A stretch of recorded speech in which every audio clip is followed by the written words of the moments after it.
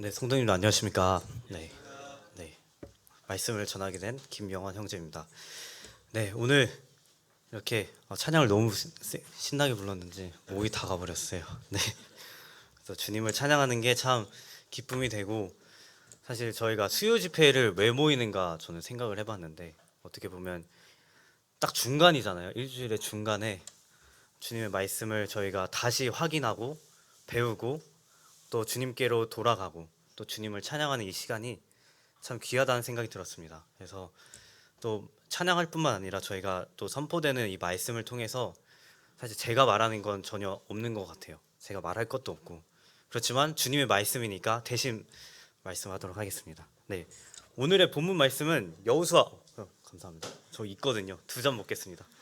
네. 네, 녹차 맛이랑 네, 물 맛으로. 네, 여호수아 9장 말씀을 함께 보도록 하겠습니다. 네, 네. 다음 슬라이드 넘겨주세요. 네, 퀴즈를 시작하려고 하는데, 네, 제가 선물 드릴게요. 9장에 언급된 땡땡땡 주민들은 네, 너무 많아가지고 주님의 사랑을 드리겠습니다. 네, 네, 너무 많으신데요. 네, 안 읽어올 줄 알았는데 다들 읽어주셨네요. 네, 기본 사람들에 대해서 나오고 있는데요. 다음 슬라이드 넘겨주세요.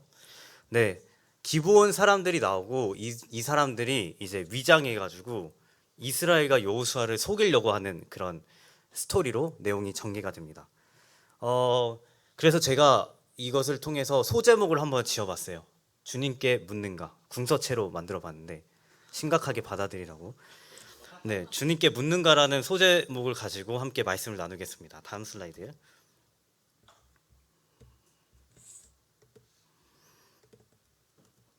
네, 등장인물을 소개드리자면 첫 번째 여호수아가 등장합니다. 여러분 여호수아 모르시는 분 없죠? 네, 그 다음에 지도자들. 그래서 이 여기서 말하는 성경에서는 족장들이라고 말하고 있는데 이 족장들이 어떻게 문제를 해결하고 또 하나님의 말씀을 또 받고 어떻게 행동하는지 그 부분에서 또 나오고요. 또 성읍의 왕들이 또 나오는데 이 여기 가나안 땅에 있었던 여러 국가들의 왕들이 어쨌든 충격을 받는 이 사건 스토리가 있습니다. 그 다음에 기브온 사신 해가지고 이스라엘을 속이기 위해서 사람들이 오는 그런 등장인물을 볼 수 있어요. 그래서 제가 정리를 좀 해봤는데 다음 슬라이드 넘겨주세요. 그래서 이 지도를 보면 어디에서 일어났는지를 좀 볼 수 있습니다. 우리가 익숙한 이 아이성과 그리고 여리고성이 보이고요. 여기 보시면 글자가 작을 텐데 길갈이라는 곳이 보여요. 그래서 이제 이때 당시 9장 말씀에는 이스라엘 백성들이 길갈에 위치해 있었고요. 이 기브온의 위치는 예루살렘과 12km 떨어져 있었다고 합니다. 그리고 아이성과 12km를 떨어진 곳이어서 사실 멀리서 왔다고 했지만 사실은 엄청난 가까운 지역임을 볼 수 있어요. 근데 물론 제가 생각해봤는데 12km를 당나귀 타고 오려면 좀 그래도 걸렸을 것 같긴 한데 아무튼 그런 역사적이고 그런 이런 지도를 좀 볼 수 있습니다. 다음 슬라이드. 네, 성경 말씀을 보자면요. 1절에서 2절 말씀을 보면 어떤 소식을 들었는가에 대해서 이야기가 나옵니다. 1절 말씀을 보면 이 여기 있는 모든 왕들, 헷, 아모리, 가나안, 브리스, 히위, 여부스 사람들의 모든 왕들이 이 일을 들었어요. 어떤 일이냐? 바로 요단강을 건너고 또 여리고 성을 무너뜨리고 또 아이성을 또 침략한 이 모든 소식을 들었을 것입니다. 네. 어쨌든 지금 시대랑 많이 다르죠. 사실 역사적으로 봤을 때 이때는 뭐 인터넷이 발달되지도 않았고 어떻게 알았을까 생각을 했지만 어쨌든 이 여호수아를 인물들을 알고 있었고 하나님께서 이 이스라엘과 함께 하신다는 소식들을 이 왕들도 알았던 것 같아요. 여호수아 5장 말씀에 보면 이 이스라엘을 생각하는 것들에 대해서 좀 나오는데 5장 1절 말씀을 보면 이스라엘 소식을 들은 모든 왕들이 마음이 녹아 정신을 못 차린 그런 장면이 나오는데 9장에서는 어떤 장면이냐면 어쨌든 연합군을 형성을 하는 거예요. 그래서 이들이 함께 모여서를 영어 성경을 보니까 하나의 목적을 가지고 모였다고 했습니다. 대항하기 위해서 모인 거죠.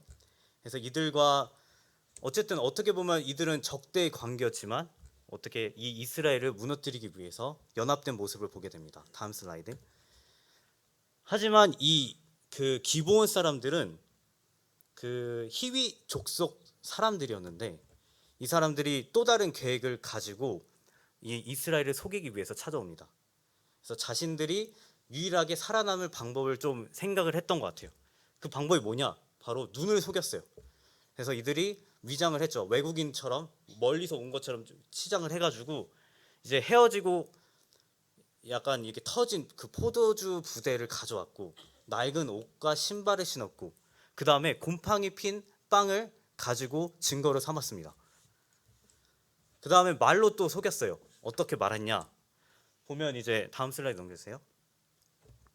네, 이들이 우리는 멀리서 왔다. 그리고 우리에게는 이렇게 이런 증거물을 봐라. 우리가 이렇게 해줬다. 뭐 이런 식으로 얘기하고 우리는 당신의 종이 되겠다. 뭐 이런 얘기도 하고 또한 너희들이 어떻게 우리를 알았느냐 이런 식으로 말하니까 우리는 주님께서 하신 뭐 일들을 알고 있습니다. 그래서 이집트 때부터 또 요단강을 건넌 사건들을 얘기하면서 조금 약간 믿을 법하게 그렇게 얘기를 하고 있습니다. 근데 되게 웃긴 거는 여리고성과 아이성에 대한 언급을 안 하고 있어요. 그러니까 이것들을 어쨌든 인지를 못하게 하는 거죠. 최근 소식을 못 들은 것처럼 하면서 어떻게 찾아보려고 어떻게 그런 일들을 꾸미기 시작합니다. 그래서 6절, 7절 말씀에 보면 이들이 우리가 그의 소문과 그가 애굽에서 행하신 모든 일들을 들었다 이렇게 속이고 있습니다. 네, 다음 슬라이드요. 네, 결국 사실 뭐 어떻게 보면 여호수아와 이스라엘은 여호와께 묻지를 않았습니다. 14절 말씀을 함께 보도록 하겠습니다. 무리가 그들의 양식을 취하고는 어떻게 할지를 여호와께 묻지 아니하고 여호수아가 곧 그들과 합친하여 그들을 살리라는 조약을 맺고 회중 족장들이 그들에게 맹세하였더라. 이스라엘 반응들은 생각보다 호의적이었어요. 경계심이 없었습니다. 그뿐만 아니라 제시된 증거에 설득을 당했습니다. 그래서 여호와께 묻지도 아니하고 결정을 해버린 거예요. 그리고 지도자들은 누구의 이름을 자기 이름도 아니고 여호와의 이름으로 맹세를 해버렸어요.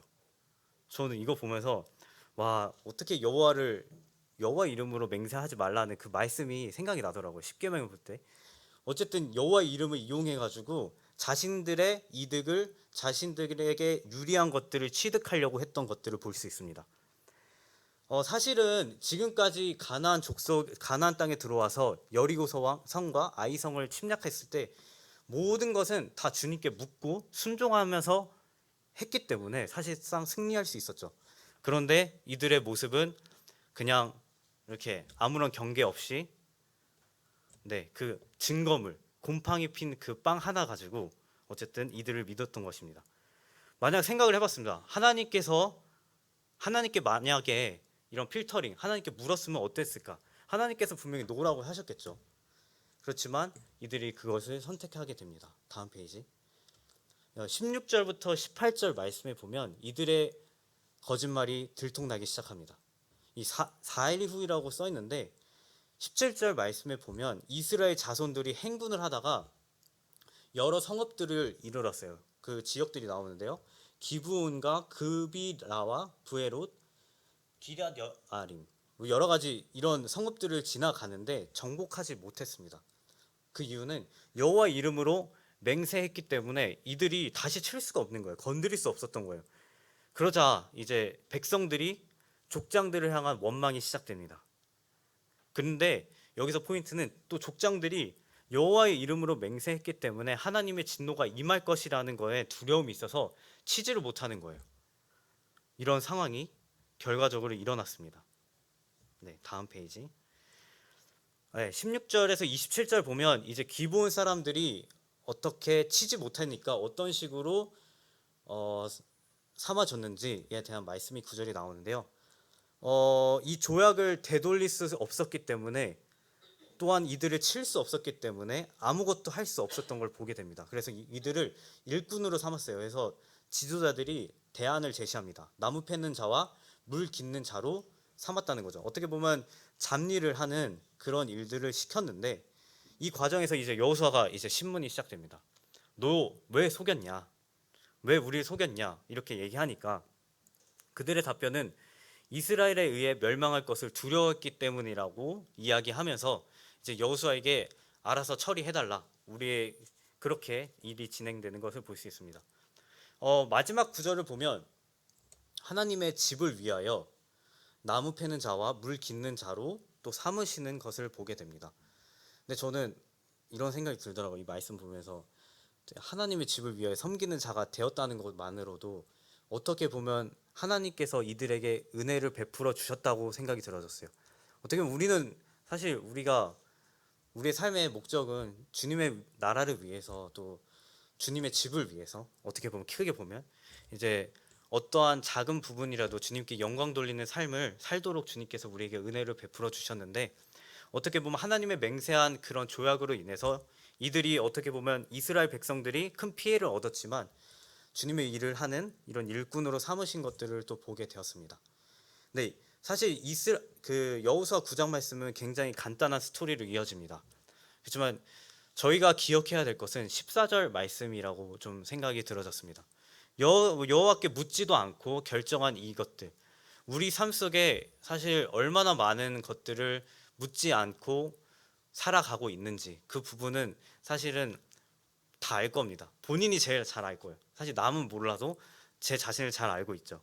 그래서 이거에 대해서 좀 생각을 해봤습니다. 다음 페이지. 이건 추측입니다. 제가 이제 이것들을 말씀을 읽으면서 정리를 해봤는데 왜 이스라엘 사람들과 여호수아가 주님께 묻지 않았을까라는 생각을 해봤습니다. 기브온이 이렇게 증거를 가지고 속였던 것은 이들에게 굉장히 달콤하게 받아들였지 않았을까라는 생각이 들어졌어요. 왜냐하면 이제 400년 동안 애굽의 노예로 살다가 또한 40년 동안 뺑뺑 돌다가 광야 생활을 하다가 이제 가나안 땅으로 막 들어오게 됐잖아요. 근데 이들이 막 이제 전쟁에 이기기 시작한 거죠. 뭐 여리고성이 무너지고 아이성을 침략하고 그뿐만 아니라 이제 본인들이 이제 주님께 신뢰하고 담대히 나아갔지만 그럼에도 불구하고 타락한 인간은 어떻게 보면 마음에 드는 조건을 선택했을 거다 같다는 생각이 들었어요. 당신의 종이 되겠다 하는데 종? 좋은데? 나의 소유물인데? 이때 당시 종의 개념은 지금은 종의 개념이 없죠. 근데 어떻게 보면 내가 원하는 것들을 행하고 해주는 그런 역할을 하잖아요. 그래서 이때 당시는 농경 사회였기 때문에 종의 역할이 어느 정도 필요했을 거라는 생각이 좀 들었습니다. 그리고 이들이 생각했던 거는 인간적인 계산으로 판단을 했을 것이다 생각이 들었습니다. 이 사람 멀리 사는구나. 이 사람 근처 사는 사람이 아니네. 하면서 손해볼 게 없다. 이런 식으로 생각하게 된 것 같습니다. 어떻게 보면 우리의 삶은 이제 주님과 연합된 존재라는 것은 우리가 모두 알고 있잖아요. 우리가 예수 그리스도 안에서 새롭게 태어나고 본어겐 했지만 우리가 육체의 옛 습관으로 인해서 우리가 주님의 뜻을 온전히 이루어야 될 것을 망각하며 살아갈 때가 있는 것을 보게 되는 것 같아요. 그렇기 때문에 우리가 주님께 묻지 않고 행동하는 것이 당연하다고 생각하면서 이건 우리의 본능이야 라고 하면서 예수님 안에서 살아가는 그런 능력을 포기하며 살아가는 저의 모습을 또 보게 된 것 같습니다.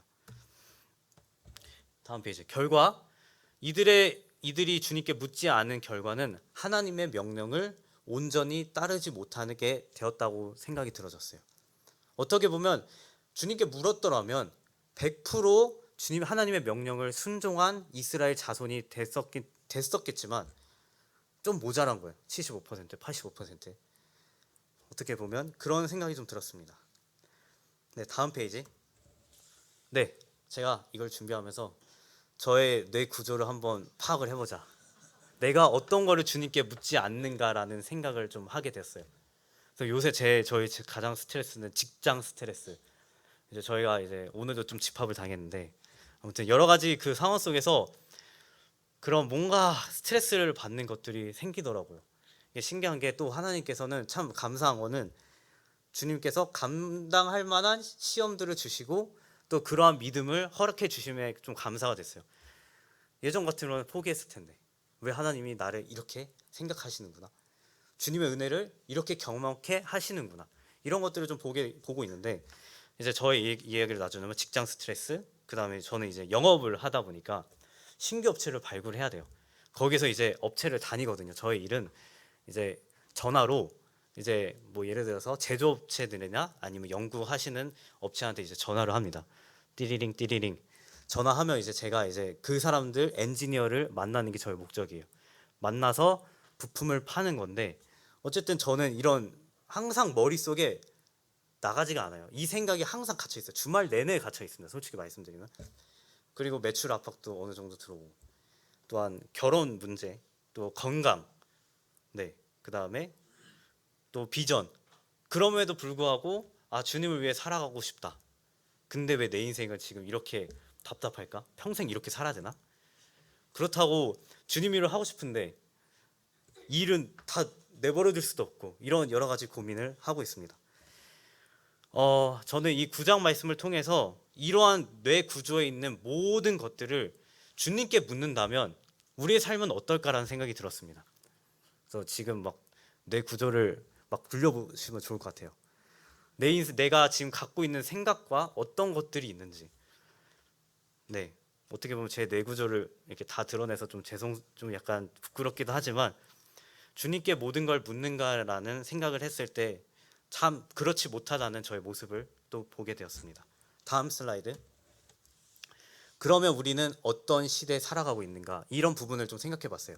어떻게 보면 우리가 구약 성경을 보다 보면 이스라엘 착한 편, 이방인 나쁜 편, 뭔가 이렇게 판 가리기 하면서 뭔가 마치 이스라엘이 뭔가 전부 뭔가 주인공처럼 이렇게 해피엔딩 스토리로 보는 경향이 있는데 사실은 저희가 이건 스토리에 불과하고 그것을 통해서 하나님의 인도하심과 개입하심과 하나님께서 이렇게 구원의 역사를 이루셨나라는 관점으로 우리가 성경을 봐야 될 것 같아요.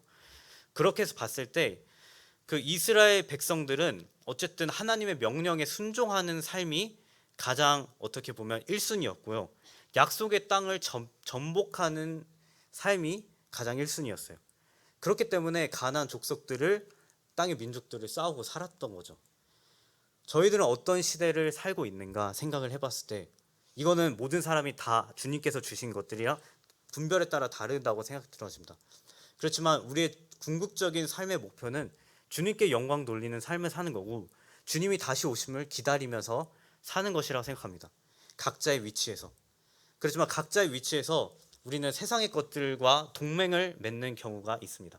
아무런 경계가 없이 필터링 없이 내가 좋은 것과 내가 편한 것과 나의 이익을 추구하면서 살아갈 때가 있다는 거죠. 어떻게 보면 이런 유혹과 욕심과 그런 적들의 노출을 당해서 우리도 모르게 속임을 받고 있다라는 생각이 들어졌습니다. 또한 세상에서 말하는 철학과 지혜를 어느 순간에 이게 마치 나의 진리인 것처럼 주님 말씀보다 더 가까이 할 때가 또 있다는 거죠. 네, 골로새서 2장 8절 말씀 한번 보겠습니다. 누가 철학과 헛된 속임수로 너희를 사로잡을까 주의하라. 이것은 사람의 전통과 세상의 초등 학문을 따름이요 그리스도를 따름이 아니니라. 여러분, 정말 그리스도를 따르는 자는 우리가 정말 이 세상의 철학과 헛된 속임수에 따르는 사람이 아니라고 생각이 들어집니다. 오직 주님을 따르는 자라고 생각합니다. 저희가 신앙생활 하다 보면 그럼에도 불구하고라는 단어를 많이 쓰는 것 같아요. 찬양도 있죠. 그럼에도 불구하고. 근데 저는 이거를 잘못 사용할 때가 있었어요. 어떻게 보면 그럼에도 불구하고 주님을 바라봅니다 라는 얘기를 할 때가 있는데 그럼에도 불구하고 주님 저는 이 정도는 돼야 됩니다. 이 세상에서 이 정도는 가져야 됩니다. 이 정도는 제가 갖춰야 되지 않겠습니까?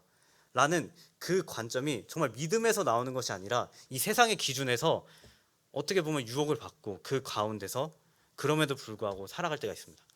그것을 봤을 때 어떻게 보면 나의 중심이 주님이 아니라 내 중심이 되고 결국 우리는 불안정하고 또한 여러 변수에 흔들리는 저희 자신의 모습을 보게 됩니다. 그래서 여러분들이 어떤 삶을 살아가고 있는지 오늘 말씀을 통해서 한번 생각해 보시면 좋을 것 같다는 생각이 들었습니다. 다음 질문, 다음 슬라이드. 네, 그러면 이제는 어떻게 살아갈 것인가 이 부분에 대해서 묵상을 좀 해봤습니다. 네, 저는 이제 약간 브레인스토밍 하듯이 막 적어봤어요. 주님께 묻는 영역이 있고 또 나에게 묻는 영역이 있더라고요. 뿐만 아니라 주님께 묻기 싫은 영역도 있고 또 하나님이 노 하신 것도 있고 노 하는에도 불구하고 나의 선택이 예스야 생각해서 선택하는 저의 연약한 모습이 생각이 들어졌어요. 그래서 하나님께 물어볼 때 언제 물어보세요, 여러분? 주님께 항상 묻고 계시죠? 네, 네, 안 물으세요? 네, 그렇죠. 항상 우리가 묻게 되잖아요. 우리 솔직히 요새 옛날에는 저 초등학교 때는 네이버 지식인한테 물어봤는데 요새는 GPT한테도 물어보고 사실 우리는 항상 누구한테 답을 찾으면서 살아가는 존재인 것 같아요. 결국 우리가 주님 안에서 답을 찾아갈 때 우리가 참 방향과 참된 희망, 소망을 얻게 되는데 주님께 물어볼 때는 항상 저는 이랬어요. 내가 어려울 때. 두 번째는 나에게 좋은 선택지가 있을 때.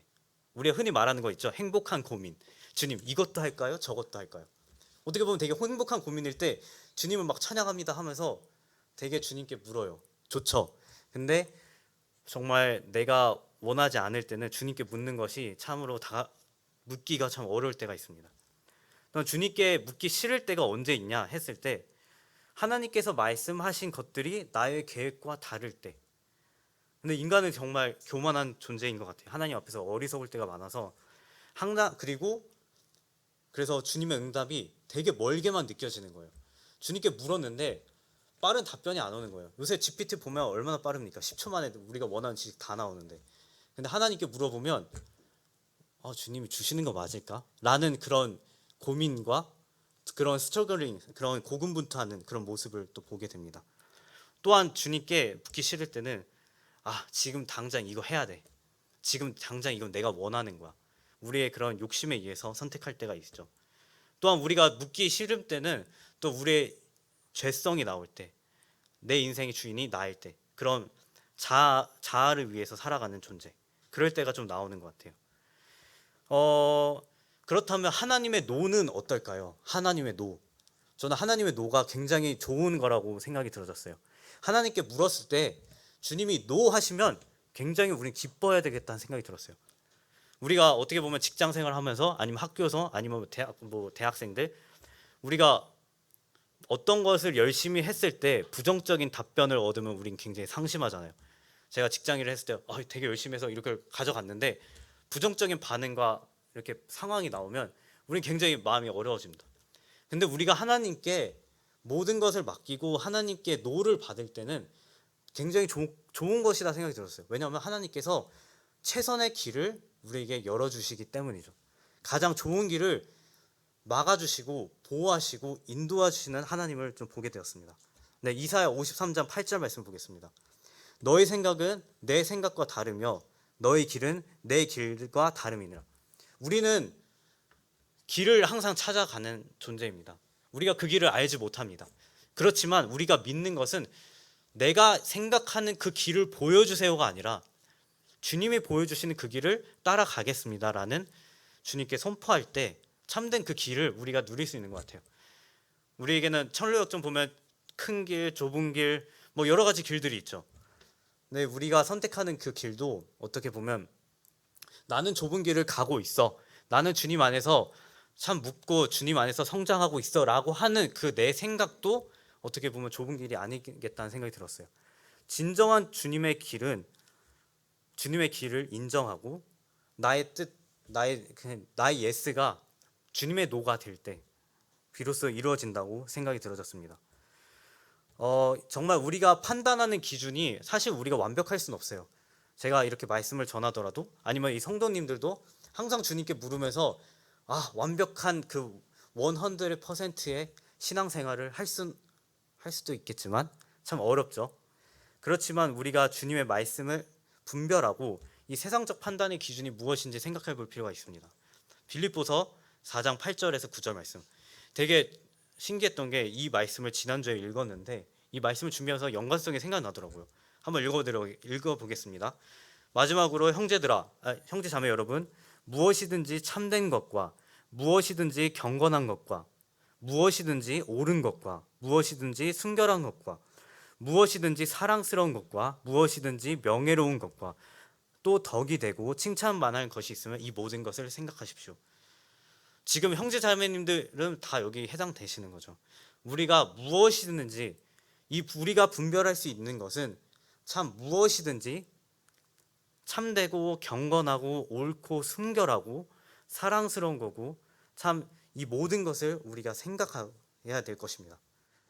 근데 이제 그 4장 8절 9절 말고 그 위에 구절을 보면 우리가 아는 흔한 말씀이 있어요.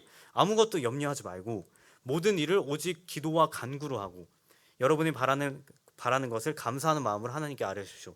그리하면 사람의 헤아림을 넘는 하나님의 평화가 여러분의 마음과 생각을 그리스도 예수 안에서 지켜주실 것입니다. 여러분의 마음과 생각을 주님께서 지켜주신다는 이 놀라운 것들을 보게 됩니다. 그래서 우리는 우리의 판단과 우리의 이익과 이것들보다 주님께서 지켜주시고 주님께서 함께 동행하신 것만으로도 참 우리가 다 가진 존재다. 그리고 우리는 절대 주님 안에서 좌절할 수 없는 존재다라는 것을 보게 됩니다. 다음 페이지 보면 이제 세 가지를 좀 생각해 봤습니다. 주님께 지혜를 구하는 시간이 필요하지 않을까 생각이 들었습니다. 우리가 주님께서는 우리의 모든 인도자이시고 전능자이시고 모든 것을 주관하신 하나님이기 때문에 우리가 주님의 지혜를 구하는 것입니다. 내가 아무것도 해결할 수 없을 때, 내가 할 수 있을 때도 아니면 할 수 없을 때도 주님의 선하신 뜻을 구하면서 주님께서 나의 삶을 통해 주님의 개입과 주님의 역사하심을 동참하는 시간을 주님께 간구해야 될 것입니다. 우리가 잠언 말씀을 보면 여호와를 경외하는 것이 지혜의 근본이라고 하고 있습니다. 너의 명철을 의지하지 말라고 했습니다. 우리가 명철을 의지할 때도 있죠. 우리의 경험이 자라가고 어떻게 보면 내 생각이 높아지고 이거 내 생각마저도 하나님의 생각이라고 하나님 생각을 이꼴 이렇게 해가지고 동등하게 생각할 때가 있는데 그런 부분을 주님께 인정하고 마음을 다하고 여호와를 신뢰하고 내 지식을 의지하지 말라라는 잠언 말씀을 받아야 될 것입니다. 또한 어떻게 하면 주님께 묻는 삶을 살 수 있을까 생각이 들어졌을 때 저는 이 여호수아 1장 8절 9절 말씀이 생각이 났습니다. 1장 8절 9절 말씀을 여러분들이 다 알고 있죠. 그것들을 율법책을 내 입에서 떠나지 말게 하고 주야로 그것을 묵상하고 그 가운데 지켜 행하라. 두려워하지 말라. 마음을 강하게 먹어라. 내가 어디로 가든지 너와 함께 하겠다. 이것이 주님의 약속입니다. 우리가 주님의 약속을 붙잡을 때 정말 우리가 주님께 물을 수 있는 그런 믿음이 생길 것입니다. 그리고 주님께서는 또 우리가 어떻게 행한 우리의 행위의 중심이 아니라 사실은 그것은 다 성령님께서 이루시고 성령을 통해서 알게 하신다고 생각 들었습니다. 요한복음 16장 13절. 그러나 진리의 성령이 오시면 그가 너희를 모든 진리 가운데서 내로 인도하시니니. 우리가 정말 모든 진리 가운데서 인도하시는 이 성령의 음성을 저희가 들을 수 있습니다. 우리가 사실 영접한 이후에 성령님을 우리가 받았잖아요. 성령의 개입하심이 얼마나 참 든든하다고 생각 들어졌습니다. 사도행전 말씀을 저희가 최근에 청년부에서 보고 있는데 이 성령님의 역사하심을 인해서 이들이 이 복음을 위해서 자신의 모든 것을 바치고 변화되고 또 교회가 이루어지고 또 그것들이 전파되는 그런 모습을 또 보게 됩니다. 여호수아 9장 말씀을 통해서 정말 우리가 여호와께 순식간에 한순간에 항상 묻는 삶을 살았으면 좋겠다는 생각이 들어졌습니다. 이 말씀을 준비하다 보면 사실은 형제님들은 공감하시겠지만 그에 맞는 환경 상황을 딱 허락해 주시더라고요. 그래서 이상하게 오늘 계속 이 말씀을 준비하면서 주님께 계속 묻게 되더라고요. 주님 이거 왜 자꾸 묻게 하시죠? 주님 이렇게 오늘 이제 업체 당전자랑 막 시비가 와가지고 막 욱할 뻔했는데 근데 그런 과정에서 주님께 묻게 되더라고요. 주님의 뜻을 알기 원합니다. 어떻게 보면 주님의 뜻을 통해서 제가 주님을 더 배워가고 또 그뿐만 아니라 또 주님께서 삼으신 그 놀라운 그런 축복들을 누리기 원합니다. 라는 생각이 좀 들어졌습니다. 말씀을 다음 페이지 30분인데 28분 됐거든요. 그래서 말씀은 갈라디아서 5장 16절에서 25절은 나중에 참고로 숙제를 드릴 테니까 한번 읽어보시고요. 다음 페이지 물어보겠습니다. 제가 첫 번째 제목으로 여러분들에게 물었던 제목은 이것입니다. 주님께 묻는가였죠. 이건 제가 물어본 거예요, 사실. 네, 주님이 지금 나에게 물으신다고 생각이 들어졌어요. 주님께 물으신 건 뭐였냐면 말씀에 너희는 나를 누구라 하느냐. 그때 이제 베드로가 말했죠. 주는 그리스도요 살아계신 하나님의 아들이십니다. 주님께서 물으신다고 생각합니다. 제가 묻는 건 전혀 없고 하나님께서는 우리가 묻기를 기다리시고 또 우리가 사실 주님께 묻기 전에도 알고 계시고 그리고 항상 우리와 함께 하시고 우리를 위해서 가장 좋은 길을 인도해 주실 분을 저희가 믿게 됩니다. 그래서 네, 아무튼 이 말씀을 통해서 항상 주님께 묻는 조금이라도 한두 번이라도 하루에 더 주님께 물었을 때 주님의 축복이 정말 임할 수 있다고 생각이 들어졌습니다. 네, 이상으로 말씀을 마치도록 하겠습니다. 네, 이거 물은 자매님이 드세요. 간증하신 점. 네, 재밌어가지고. 네, 말씀 감사합니다. 말씀을 들으면서 직장 생활 저도 이제 공감한 부분도 있고 그런데 주님 앞에 이렇게 신앙이 안 되는 것은 답이 없어라서라기보다는 우리가 말씀 앞에 이렇게 안 서니까 주님께서 이제 참 이렇게 제 삶을 여러 가지를 통해서 이제 간섭